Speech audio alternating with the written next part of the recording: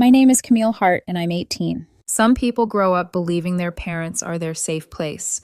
I grew up believing my parents were a story I didn't get to be in. When my mom and dad talk about their early days, they make it sound like a movie, the kind with slow-motion hallway walks and varsity jackets and everyone chanting their names like they were royalty. Prom king, prom queen, the couple that obviously would end up together.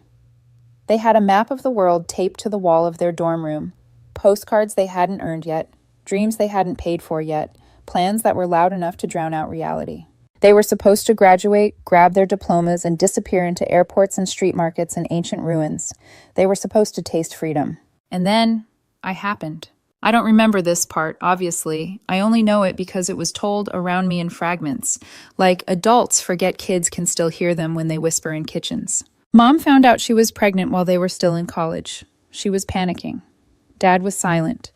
And for a moment, just a moment, they leaned toward not keeping me. I've always wondered what it feels like to be a debate, to be a problem people solve. Their parents, my grandparents, shut that down fast. They insisted I had to be born. No discussion, no what if, no exit. But even with that decision made, my mom's life didn't bounce back. She couldn't handle the whispers, the stares, the gossip on campus once her body started showing. It wasn't just judgment. She described it like being trapped under a spotlight she never asked for. So she quit. She moved back in with her parents, and that's where I arrived, quietly, inconveniently, into a home that wasn't mine, into arms that didn't belong to my mother. My grandparents were over the moon. They treated me like I was sunlight, like I was a second chance. They fed me, rocked me, sang to me, kissed my forehead until I stopped crying. They built their lives around me in a way my parents never did. For a long time, I genuinely thought my mom was my older sister, because she barely acted like a mother. She was there, technically, in pictures, in the same house, but she moved through my childhood like I was furniture, like I was background noise she didn't have the energy to silence properly. If I tugged her sleeve for attention, she'd react the same way you react to a bug landing on your skin, jerking away, irritated. "Stop!" she'd snap, or she'd stare right through me as if I'd never spoken. My dad was worse in a different way. Dad was a ghost. I knew I had a father somewhere out there, like a character in a book I hadn't read yet, but he was so absent that when someone mentioned him, it didn't even feel like they were talking about a real person. Just a title, a concept. The strange part? My parents were still together. They weren't broken up. They stayed a couple, still their own love story, while I existed on the sidelines like an unwanted subplot. As a kid, I didn't have words for any of this. I just had that sinking feeling that something was wrong with me, that I was missing whatever ingredient other kids had, whatever made parents reach for them automatically. I clung to my grandparents instead. Both sides were good to me in their own ways. They took me places, watched cartoons with me, helped me with school. They didn't treat my existence like a punishment. By the time my dad finally graduated college, I was already toddling around, forming sentences, growing into a person too big to ignore. Maybe that's what did it. Maybe seeing me become real triggered guilt, or fear, or the sudden realization that he couldn't pretend forever. He started visiting on weekends. At first, I didn't even know who he was. I thought he was just another friend of my grandparents', some guy who showed up and brought awkward energy into the room. He'd pat my head like he was checking a box, smile like he didn't know where to put his hands, then leave again. My mom hated those visits. I'd hear her voice sharpen like a blade. "You're confusing her. Just leave her here." My grandparents pushed back. They wanted him to build something with me. They wanted him to own what he'd helped create. And little by little, I learned the truth. That weekend guy wasn't a family friend. He was my father. Not long after he got a job, things moved fast. He proposed. My mom said yes. They got their own place. And then came the idea that changed my life for good. Dad said we should be a proper family, that I should live with them. My mom didn't want it. She didn't even pretend. The argument wasn't hidden from me. It bled through walls, seeped under doors, turned the air sour. "I didn't sign up for this," she hissed one night, voice shaking with rage. Dad's answer was quieter, but colder. "We already did." My grandparents, older now, tired, worried, pushed hard. They wanted my parents to take responsibility before it was too late. So after endless back and forth, my parents agreed. I was 5 years old when I moved into their house. I remember standing in my grandparents' doorway with a small bag in my hand, feeling like my chest was filled with wet cement. My grandma smoothed my hair and tried to smile like she wasn't breaking inside. "You'll be okay," she whispered, like she was saying it to herself. My parents' home didn't feel like a home. It felt like a place you get sent when you've done something wrong. The first week, my mom said it plainly, like she wanted the words to bruise me into obedience. "You should feel lucky you're even here." Lucky, as if living with your parents was a charity project. If I spilled something, if I spoke too loudly, if I forgot to put a toy away, she'd narrow her eyes and say, "Keep it up and you can go back, or you can go somewhere else." I didn't know where somewhere else was. I just knew it sounded like being thrown away. Dad was barely present. He worked all day, came home late, and when he did come home, he moved like he was trying not to touch anything, including me. Once, I hovered near the couch while he watched TV, hoping he'd invite me closer. He didn't even look away from the screen. "I'm tired, Camille," he muttered. "Go to bed." I learned quickly. In that house, I wasn't a daughter. I was a responsibility that made them resent their own lives. At school, I watched other parents hug their kids at drop-off, kisses on foreheads, hands squeezing shoulders. "Have a great day, honey." No one ever said honey to me. If my homework wasn't done, my teacher would call home, and my mom would explode like it was an insult. "You're lazy," she'd spit the second I walked through the door. "Handle your own stuff. No one is going to hold your hand." I was 5, 6, 7, and I started doing homework alone the moment I got home because fear is a powerful tutor. I tried to become perfect, quiet, helpful, invisible in the ways she wanted, noticeable in the ways I hoped would soften her. But the softness never came. Sometimes my mom mocked me. My hair, my glasses, my body. She'd smirk like she enjoyed the damage. Once she laughed and said, "If I went to high school with you, I'd bully you." I stared at her, not understanding how a mother could say something like that and still call herself a mother. And then there was the milk. My grandparents always knew I had a milk allergy. They treated it like it mattered, because it did. But my mom refused to believe it. "Kids didn't have allergies like this back in my day," she scoffed. "You're just being dramatic." One afternoon, she set a glass of milk on the table and pointed at it like a command. "Drink it."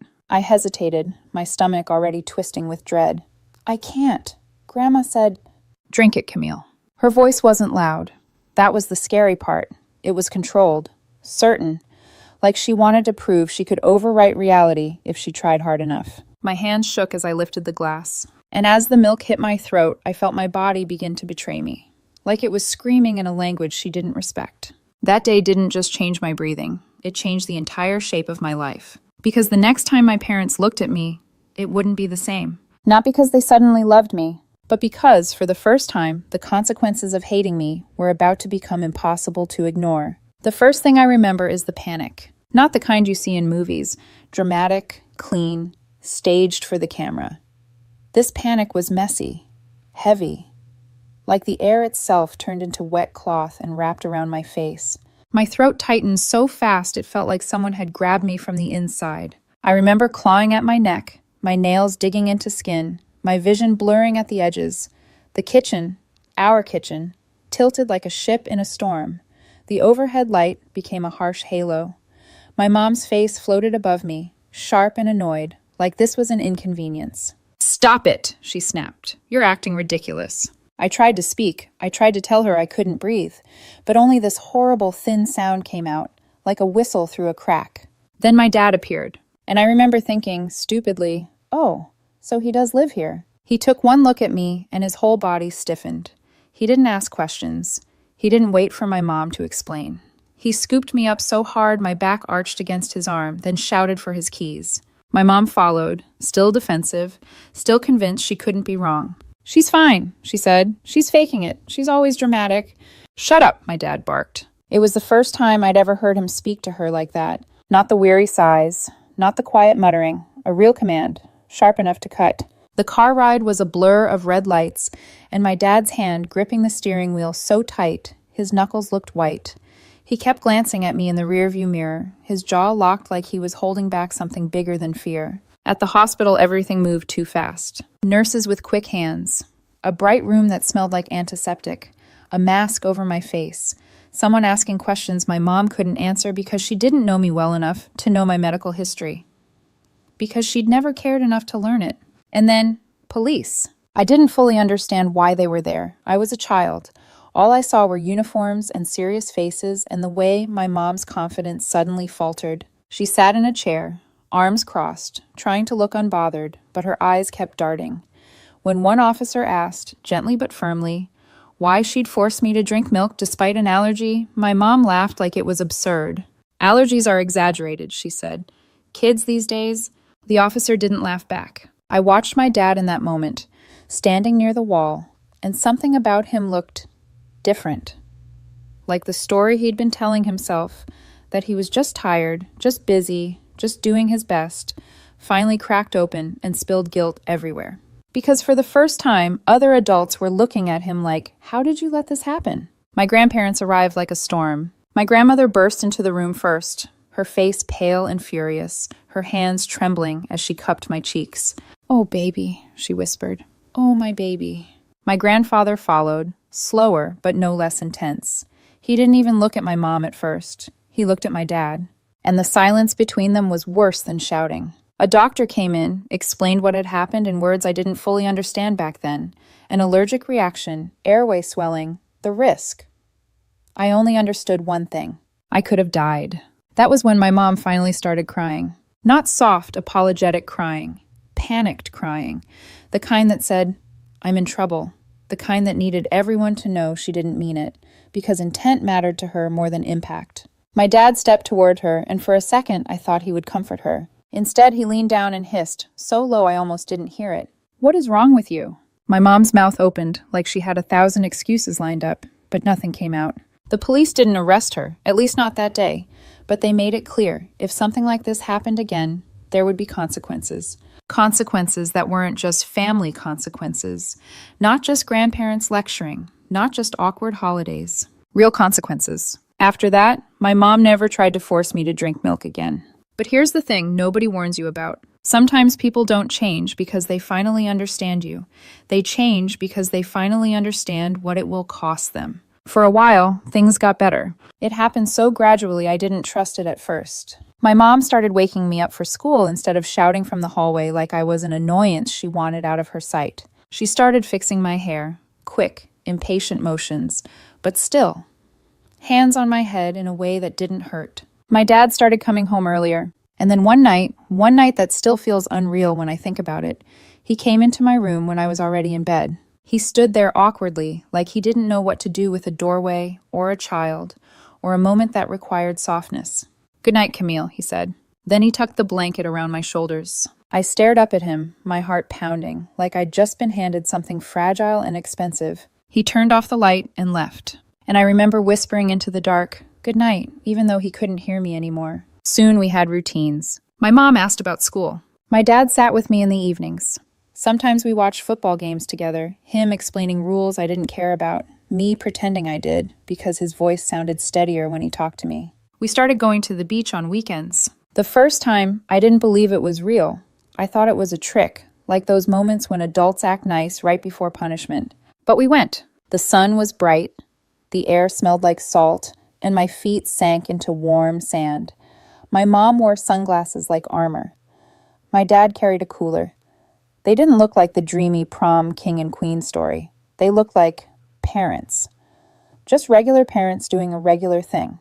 And for the first time in my life, I felt something loosen inside me. I stopped watching other kids with envy. I stopped counting the ways my life was different. I started letting myself imagine a future where I wasn't just tolerated. Looking back, I realized I was naturally empathetic, maybe because I had to be. When you're raised in a house where love is conditional, you become an expert at reading moods. You learn what silence means. You learn what footsteps mean. You learn how to shrink yourself before someone else decides to shrink you. So when my parents started trying, really trying, or at least performing the motions, I didn't hold on to the past the way I should have. I forgave too easily because forgiveness felt like hope, and hope felt like oxygen. Then I turned 15, and I found crocheting. It started with a memory of my grandma, my mom's mom, who had passed away by then.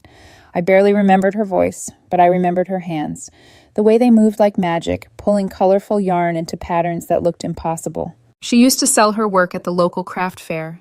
People loved her. They called her talented, creative, brilliant. I didn't even know a family member could be praised like that. I asked my grandmother, the one raising me, the one who saved me, to teach me. She smiled like she'd been waiting years for me to ask. The first time I held the crochet hook, it felt like holding a key. I made ugly little squares at first, crooked edges, uneven stitches, but every day I got better.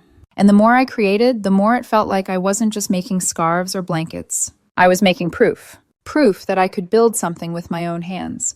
Proof that I wasn't a mistake, just because my parents treated me like one. Eventually, I set up a tiny booth at the same craft fair my late grandma used to dominate. I expected maybe pity sales, a couple of sympathetic aunties buying a scarf. Instead, people stopped. They touched the yarn like it was precious. They asked questions. They complimented my colors. They placed orders. I went home buzzing with adrenaline, my heart pounding with a kind of pride I'd never tasted before. And as word spread, the orders grew. Scarves became blankets. Blankets became custom plushies. Plushies became wearable art. Friends started telling friends. People from outside our town started asking if I shipped. It wasn't just pocket money anymore. It was real. My grandmother suggested we open a savings account for college. A future account. The words made my chest tighten. Because college wasn't just school to me. College was escape. So one night, feeling brave and foolishly hopeful, I sat at the dinner table and told my parents. I've been making money, I said, trying to sound casual. From crocheting. It's kind of taking off. My dad's fork froze midair. My mom's eyes sharpened behind her glass. How much? She asked. I smiled, thinking she was impressed. I had no idea that the moment money entered the room, the fragile, better family illusion was about to die. Because my parents didn't hear success. They heard access.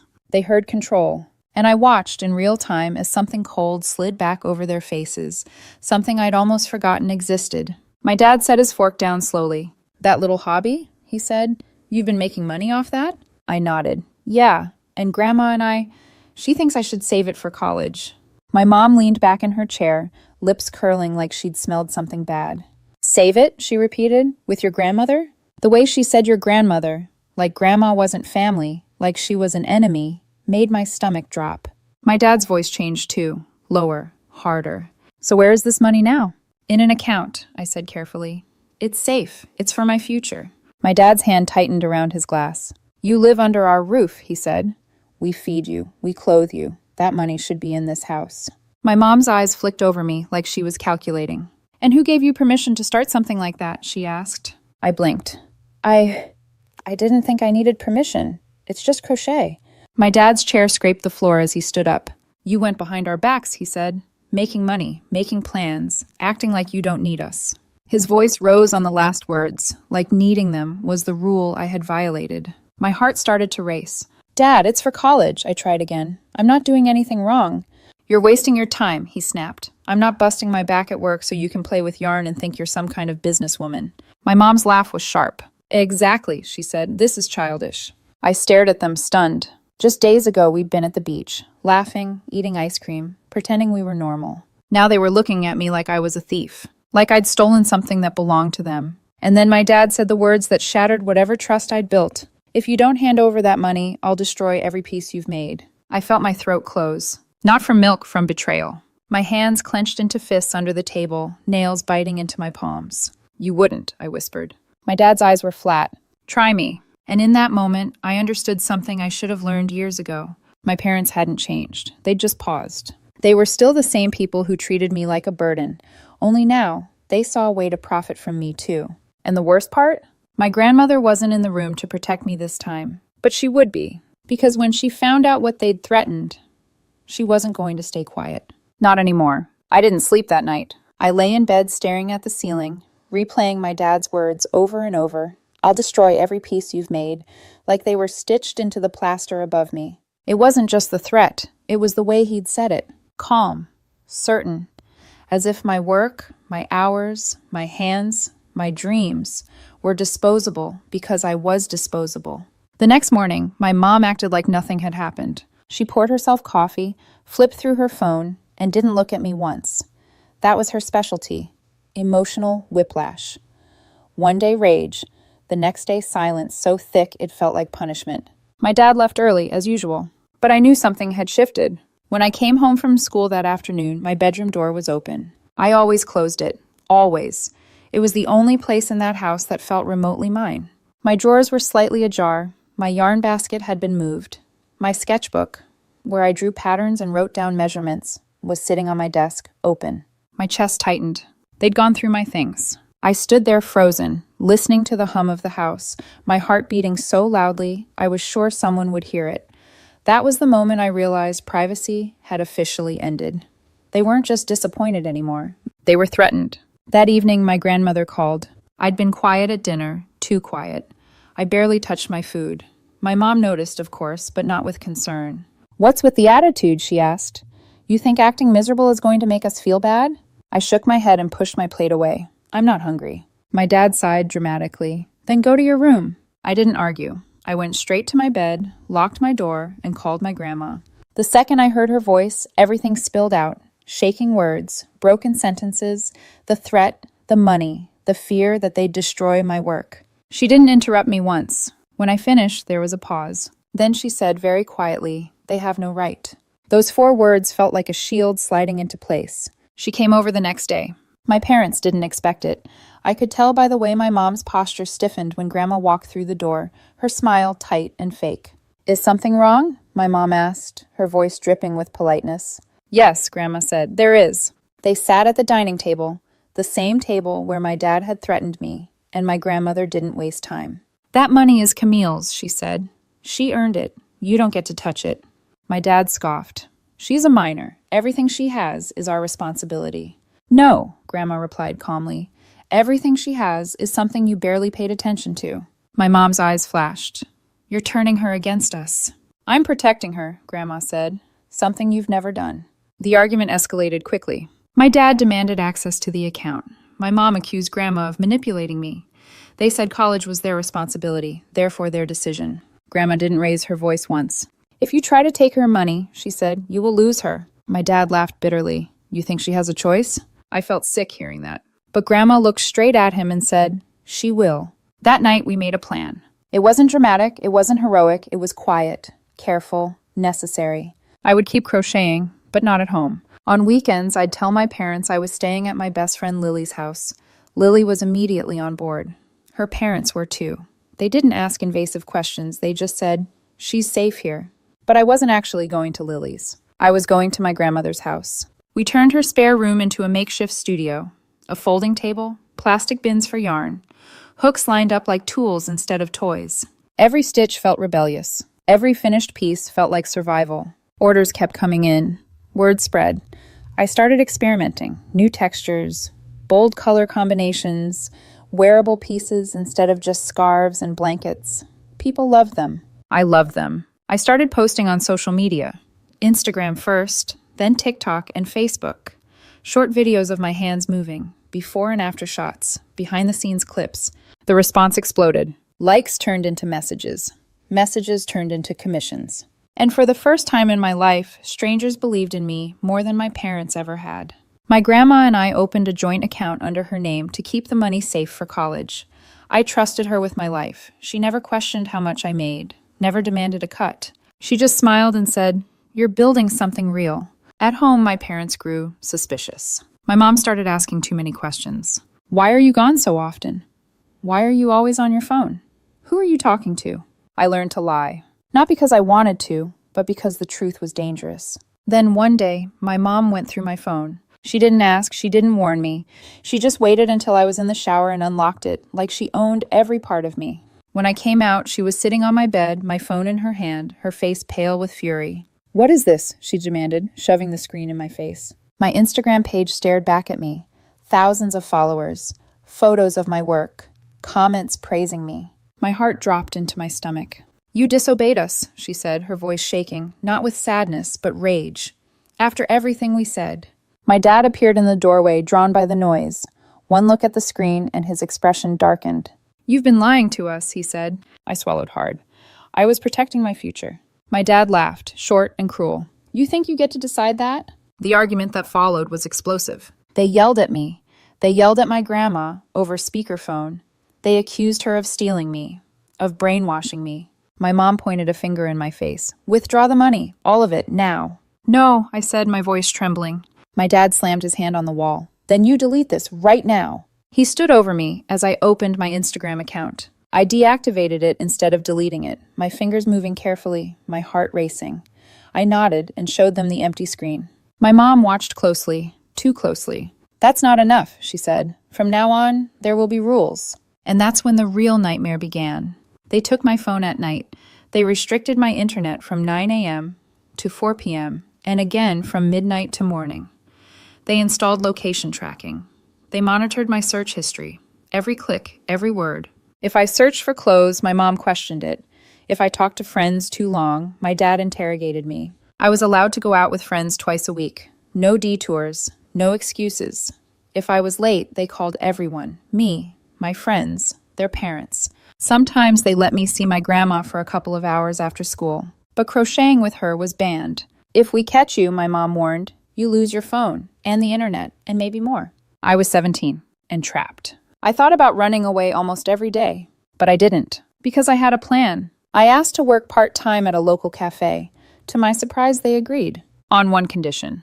You give us 30% of everything you earn, my dad said. I agreed without arguing. Every week, I handed over 30%. The other 70, I gave to my grandma. For college. For freedom. They continued barging into my room whenever they wanted, reading my messages, checking my emails, demanding to know where I was, who I spoke to, what I thought. If I pushed back, they grounded me.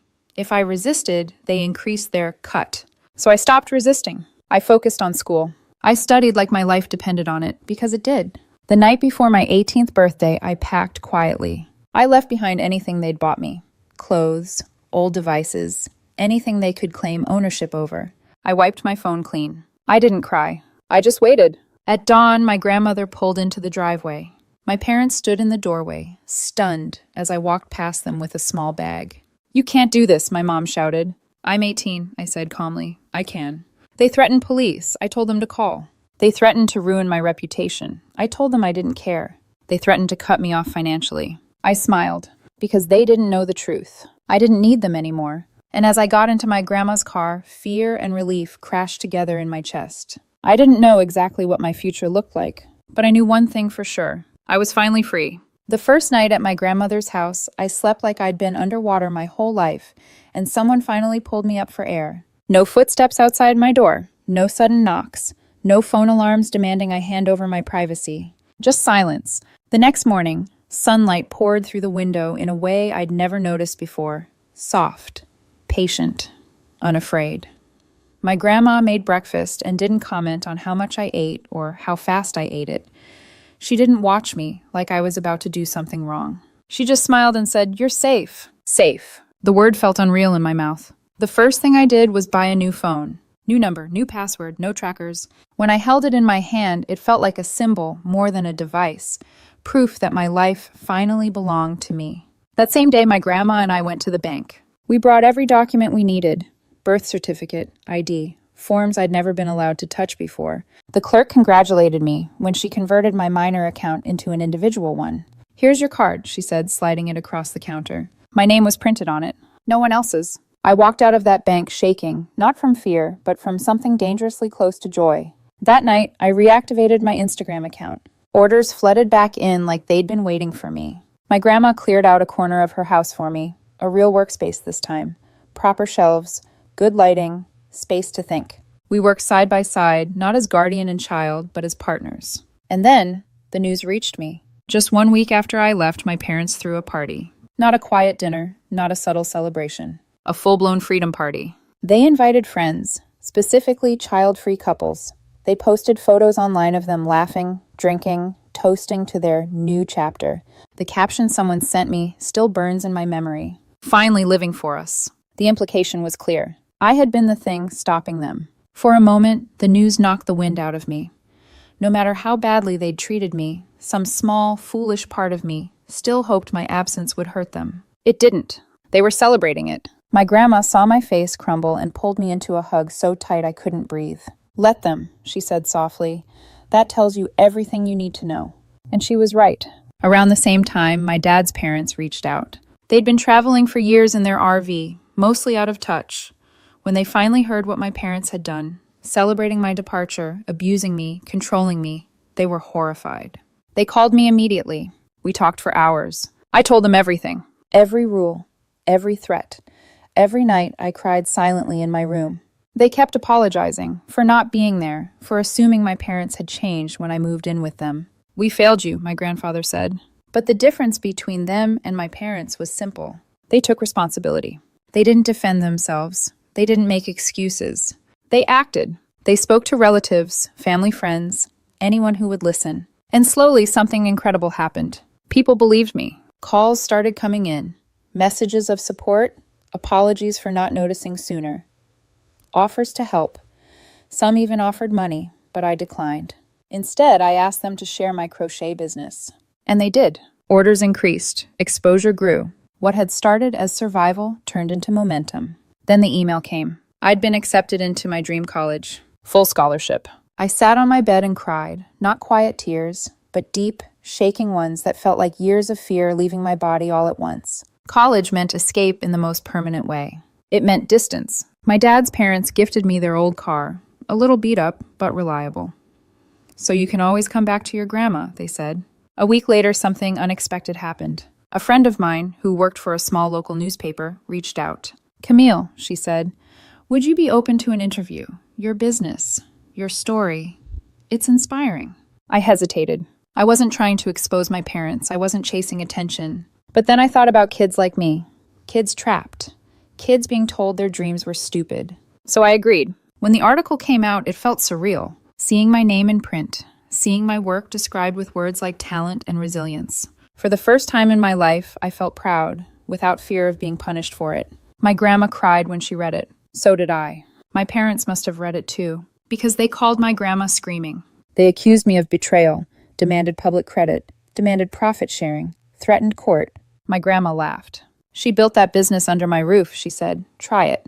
They didn't. Instead, they found my new number. The messages came fast. Ungrateful, selfish, a mistake. My dad sent a long text about how he'd provided everything and how I was disrespecting them by celebrating with people who loved me. I blocked them. But not before I did one last thing. I wrote them an email, not out of revenge, out of closure. I told them everything. The hospital, the control, the fear, the theft disguised as parenting. I told them I was choosing myself. Then I blocked them everywhere. A few months later, I moved into my college dorm. I was nervous, excited, free. 6 months passed. I thrived. Good grades, new friends, even a boyfriend, Kyle, kind, patient, nothing like the men I'd grown up around.